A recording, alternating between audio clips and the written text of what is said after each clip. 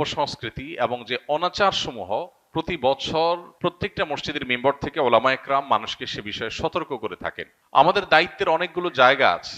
সবকিছুর আগে আমাদের যে করণীয় সেটি হলো আমাদের নিজেদের আগে অনুধাবন করতে হবে, গভীরভাবে উপলব্ধি করতে হবে যে 31st নাইটের এই কালচারের ক্ষতিকর দিকগুলো কি। একটা বিষয় তো পরিষ্কার, সেটা হলো আল্লাহ রাব্বুল আলামিন কোরআনে কারিমে সূরা হাশরে বলেছেন, ওয়ালা তাকুনু কাল্লাযীনা নাসুল্লাহা ফাআনসাহুম আনফুসাহুম, তোমরা সেই মানুষদের মতো হয়েও না যারা আত্মভোলা হয়ে গেছে। নিজের গন্তব্য, নিজের পরিণতি, পরিণাম, নিজের আত্মপরিচয় এগুলো যারা ভুলে গেছে, যারা উন্মাদনায় গা ভাসিয়ে দিয়েছে, যারা ভোগবাদে ডুবে গেছে, ডুবে গিয়ে তারা নিজেদের আল্লাহকে ভুলে বসে আছে। তো এই মানুষগুলোর মতো তোমরা হইও না। যারা আল্লাহকে ভুলে বসে থাকে, গাফেল হয়ে যায়, সে মানুষগুলো তাদেরকে আল্লাহ তাআলা আত্মভোলা করে দেয়। নিজের ভালো মন্দ সে বুঝে না, নিজের ধ্বংস নিজে ডেকে আনে। এই সমস্ত অপসংস্কৃতির মধ্যে যারা হাবুডুবু খাচ্ছে, সেই তারুণ্যকে বিশেষ করে বলতে চাই, তারা আল্লাহকে ভুলে গেছেন। আল্লাহর স্মরণ যদি কারোর থাকে, আল্লাহর প্রতি বিশ্বাস যদি কারোর থাকে, আল্লাহর চিন্তা যদি কারোর মধ্যে জাগরুক থাকে, তাহলে সে কখনো আত্মভোলা হয় না। তার ভালো মন্দ সে বুঝে। মানুষ নিজের ধ্বংস নিজে ডেকে আনে তখনই যখন সে আল্লাহকে ভুলে যায়। আল্লাহ বলেছেন, সে আল্লাহ ভোলা মানুষের মতো হয়েও না যারা আল্লাহ ভোলা হওয়ার কারণে আল্লাহ তাদেরকে নিজেদের ব্যাপারে আত্মভোলা করে দেয়। যে সমস্ত তরুণরা এই সমস্ত উন্মাদনায় লিপ্ত, তারা নিজেরাও জানে না তারা কিভাবে নিজেদের ধ্বংস ডেকে আনছে, নিজেদেরকে ক্ষতির মধ্যে ফেলছে, তাদের মাধ্যমে অন্য অনেককে ক্ষতিগ্রস্ত করছে। এই চিন্তাটুকু পর্যন্ত তাদের নাই, আত্মভোলা হয়ে গেছে। হিতাহিত জ্ঞান তাদের মধ্য থেকে দূর হয়ে গেছে, কারণ তারা আল্লাহকে ভুলেছিল। তো এই বিষয়টি আমাদের অন্তরে গেঁথে যাওয়া উচিত যে আমরা আল্লাহকে যদি সবসময় স্মরণে রাখি, তাহলে কোনো মানুষ, কোনো পাখি, কোনো অসুস্থ মানুষ, কোনো ঘুমন্ত মানুষ আমার দ্বারা কষ্ট পেতে পারে না। দ্বিতীয়ত, 31st নাইটের এই কালচার এটি এসেছে মূলত অগ্নিপূজকদের থেকে। অগ্নিপূজক বা প্রকৃতি পূজারী যারা ছিল, সেই পেগানদের মধ্যে একটা ধারণা ছিল বছরের প্রথম দিনের প্রথম মুহূর্তকে আনন্দ, উৎসব, হই হুল্লোড়, ভালো মন্দ খেয়ে কাটালে সারা বছর ভালো থাকা যায়। এই বিশ্বাসটা কি কোনো বৈজ্ঞানিক বিশ্বাস, বিজ্ঞান ভিত্তিক বিশ্বাস? এটা নিছকই কুসংস্কারাচ্ছন্ন বিশ্বাস। বছরের প্রথম দিন, প্রথম ক্ষণ ভালো খেলে, যদি ভালো কিছু ভোগ উপভোগের মধ্যে থাকলে যদি সারা বছর ভালো থাকা যায়, তাহলে প্রতিদিন সকালবেলা মানুষ ভালো খাইলে সারাদিন ভালো থাকবে। ব্যাপারটা কি সেরকম ঘটে? প্রিয় ভাইরা আমার, আমরা যারা নিজেদেরকে মুসলমান হিসেবে দাবি করি, আমাদের জন্য তো এই কালচারে গা ডুবাবার কোনো সুযোগই নেই। যে সমস্ত মানুষরা নিজেদেরকে তথাকথিত বিজ্ঞান মনস্ক বলে, তারা কোন যুক্তিতে, কোন চিন্তায় বছরের প্রথম মুহূর্তকে আনন্দ করে হই হুল্লোড় করে কাটায়? কি কারণে? কোন যৌক্তিক কারণ ছাড়া কেউ যদি হাসে, যৌক্তিক কোনো কারণ ছাড়া যদি কেউ কাঁদে, তাহলে তাকে আমরা বলি পাগল বা অসুস্থ, বিকৃত মস্তিষ্ক। হঠাৎ করে বছরের 365 রাতের মধ্যে একটি রাতে এসে 12টা 1 মিনিট আপনি আনন্দ করছেন, হই হুল্লোড় করছেন, আতশবাজি করছেন, পটকা ফুটাচ্ছেন, 12টা 1 মিনিট হওয়ার সাথে সাথে লাফালাফি শুরু করছেন। কারণটা কি? কি এমন হয়েছে যে আপনি লাফালাফি করছেন? অথচ তেমন কিছু হয়নি। হ্যাঁ, একটা নতুন বছর শুরু হয়েছে। এই বছরটা খ্রিস্টীয় বর্ষ, খ্রিস্টানদের ধর্ম সংশ্লিষ্ট একটা বছর শুরু হয়েছে। তো তাতে আপনার এত খুশি হওয়ার কি আছে? যদি বলেন যে নতুন বছর হলে আনন্দ উল্লাস করতে হয়, তো নতুন বছর তো আরো আছে, এটাতেই কেন শুধু আনন্দ উল্লাস করেন? তাছাড়া যার আগমন আপনার আনন্দের কারণ হয়, তার বিদায় তো বেদনার কারণ হওয়ার কথা। যে মুহূর্তকে ওয়েলকাম করে আপনি আনন্দিত হচ্ছেন, উল্লাস করছেন, সেটি নতুন একটি বছরের একটি মুহূর্ত। সেটা যদি আপনার আনন্দের কারণ হয়, তাহলে তার এক মুহূর্ত আগেই তো আরেকটি বছরের বিদায় ঘটেছে, তখন তো আপনি কাঁদেননি। যে আসলে আপনি খুশি হয়ে যাচ্ছেন, তার বিদায় তো আপনার ব্যথিত হওয়ার কথা, কিন্তু সেটা তো হচ্ছেন না। তাহলে বোঝা গেল এটা একটা অযৌক্তিক উৎসব, যে উৎসবের পেছনে কোনো লজিক্যাল গ্রাউন্ড নাই, কোনো যৌক্তিকতা নাই, হাসির কোনো কারণ নাই। এই উন্মাদনা, এটা কুসংস্কারাচ্ছন্ন বিশ্বাস থেকে আসছে। এই চিন্তা, এই ভাবনা আমাদের নিজেদেরকে আগে ভালো করে রপ্ত করতে হবে, এরপর আমাদের তরুণদেরকে বোঝাতে হবে। এরপরে যে বিষয়টি আমাদের লক্ষ্য করা দরকার, সেটি হলো আমরা প্রতি বছর দেখি এই আতশবাজির ফলে আমাদের সমাজে মানুষের জীবনের নিরাপত্তা এটা হুমকিতে পড়ে, স্বাস্থ্য ঝুঁকি তৈরি হয়, পরিবেশ বিপর্যস্ত হয়, তরুণদের মধ্যে ভোগবাদের উন্মাদনা তৈরি হয়, নীতি নৈতিকতা, আখলাক এটার অবক্ষয় ঘটে। এই সবগুলো বিষয় এই একটি অপসংস্কৃতির মধ্যে আছে। অন্য কোনো অপসংস্কৃতির একটার মধ্যে এত খারাপ দিক নাই।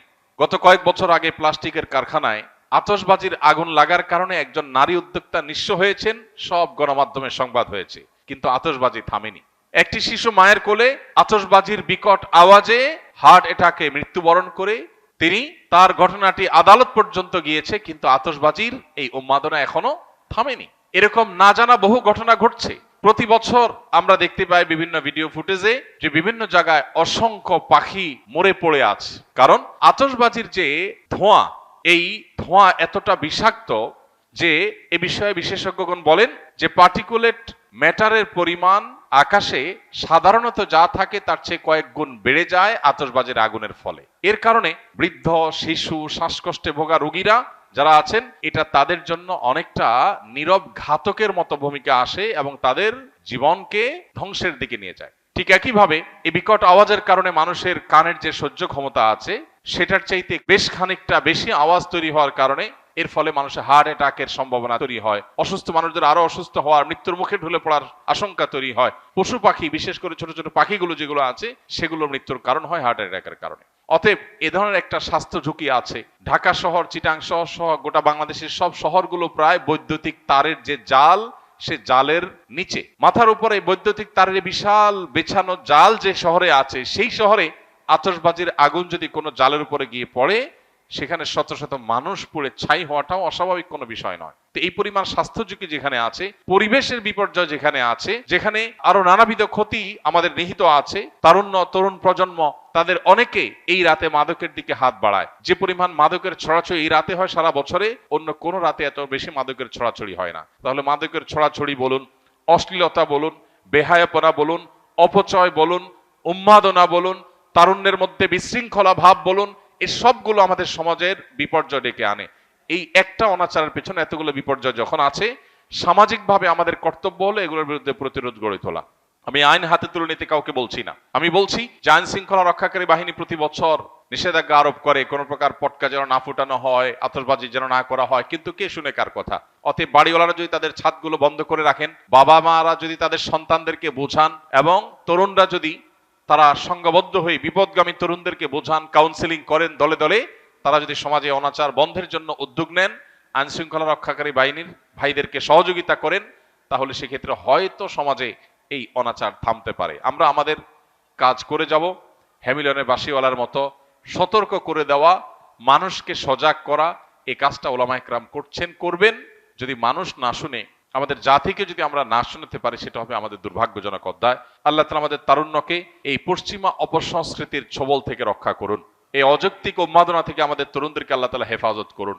এমনিতে আমাদের তরুণদের মধ্যে ভোগবাদ, উচ্ছৃঙ্খলা, উন্মাদনা, হেয়ালিপনা এগুলো এতটা চরমে পৌঁছেছে যে নীতি, আদর্শ, জীবনের লক্ষ্য, এই সব কিছু থেকে তরুণের বড় একটা অংশ ছিটকে পড়ে গেছে। তো এইরকম পরিস্থিতিতে প্রতি বছর এই 31st নাইটের উন্মাদনা আমাদের তারুণ্যকে আরো জাহান্নামমুখী করে দেয়, তাদের জীবনকে আরো ধ্বংসের দিকে নিয়ে যায়। এই অপসংস্কৃতি আমাদের দেশে রাষ্ট্রীয়ভাবে নিষিদ্ধ ঘোষণা করা উচিত, এবং এটি যেন সমাজে কোনোভাবে স্থান না পায়। এটা আমাদের কালচার না। এই কৃষ্টির সাথে এই মাটির মানুষের, এই দেশের মানুষের ধর্মের কোনো কিছুর কোনো সম্পর্ক নেই। সেখানে এটাকে আমদানি করে প্রতি বছর যে পরিমাণ টাকা আমাদের তরুণদের একটা অংশ আকাশে ওড়ান, বরং যে পরিমাণ টাকা আতশবাজির নামে আগুনে পোড়ান, তার সিকিভাগ খরচ করলেও বহু শীতার্ত মানুষের, কনকনে শীতে কাঁপা মানুষের শীত নিবারণ করা সম্ভব হয়ে যেত।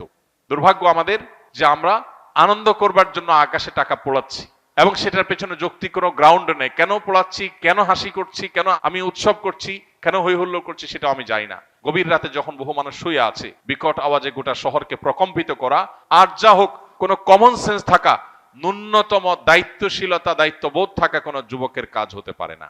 আল্লাহ তাআলা আমাদের তারুণ্যকে বোঝার তৌফিক দান করুন। একজন মুসলমান যুবকের আনন্দিত হওয়ার বহু কারণ আছে।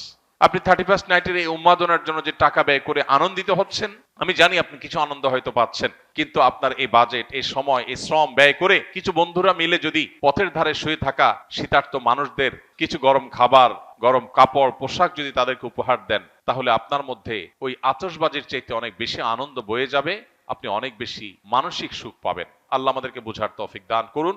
এই অপসংস্কৃতির ছবল থেকে আমাদের সমাজকে আল্লাহ তাআলা রক্ষা